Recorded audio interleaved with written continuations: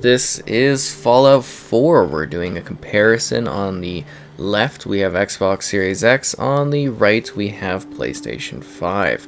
These videos are a ton of work, so be sure to leave a like, and subscribing is great as well. So we're going to start simply with the PS5 side.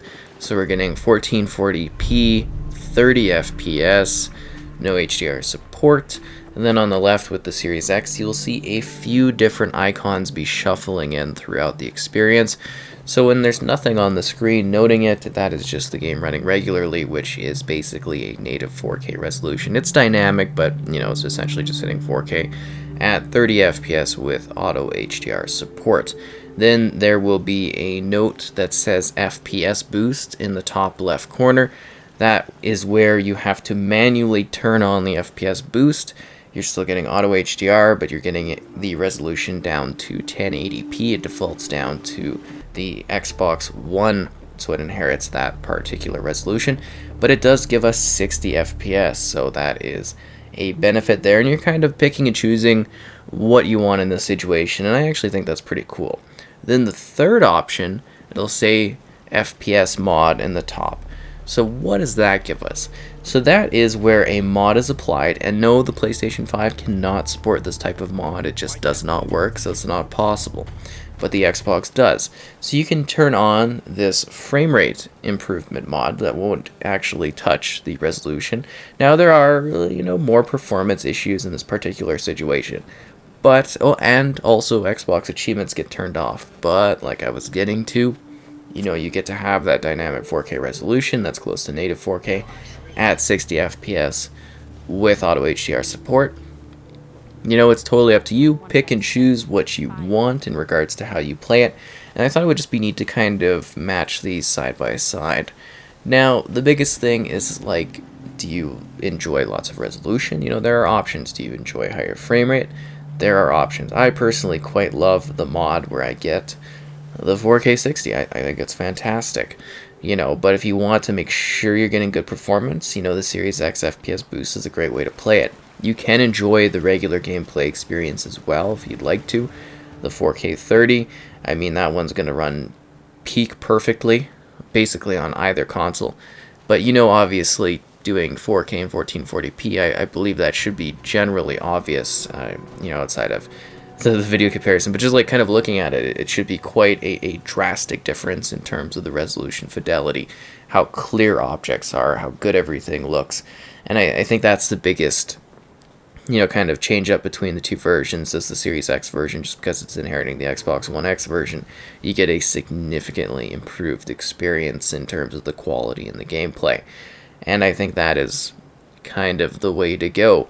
So again, looking at the next-gen consoles through the backwards compatibility, PlayStation isn't really doing much with that. And then, inheriting the PS4 Pro option, you are extremely limited in terms of the resolution quality and the frame rate.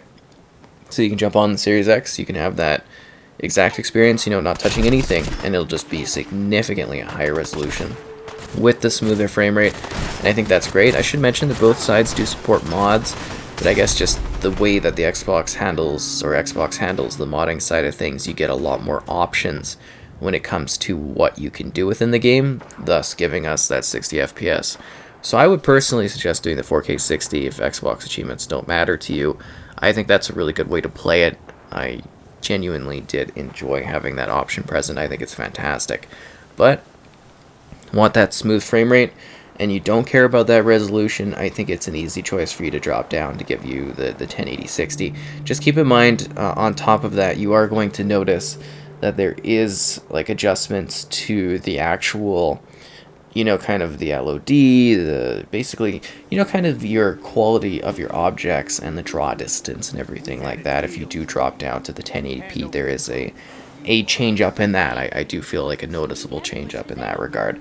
So, keep that in mind, as that might be something that impacts your gameplay further. And it's just kind of really cool to throw these all up here, because the comparison I thought would be a lot of fun, just because there's so many different options. And I thought doing the regular side-by-side at the beginning was the easiest thing, was just being like, okay, we'll just show off the base version, and then we'll jump into showing the frame rate. And than the mod options, because that's a lot of what people are going to be wanting to compare, is like how big of a difference can you get when you go between those. And I think that's really cool here, just seeing it kind of sized up, seeing different scenarios being played. I think that's quite cool and a good showcase of just what we're getting here with the technology. And again, the dedication to backwards compatibility with Xbox is really paying off in a game that's as huge as Fallout 4.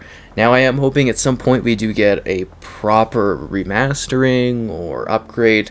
I don't think we really need one when you look at the options here, but if they were to do it, I think 4K 60 should be something that is achievable for both of the next-gen platforms, I would imagine. On the other hand of that, with Bethesda now being under the Xbox brand, would PlayStation get that version?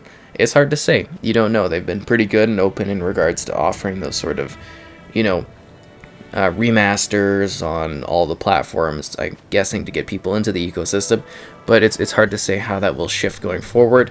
But I hope you found this to be an interesting look at the two kind of going side by side. There are more scenes to follow, but I don't really have any more details to kind of go over. Once again, liking the video, subscribing is great as well. I hope you enjoyed this look at Fallout 4,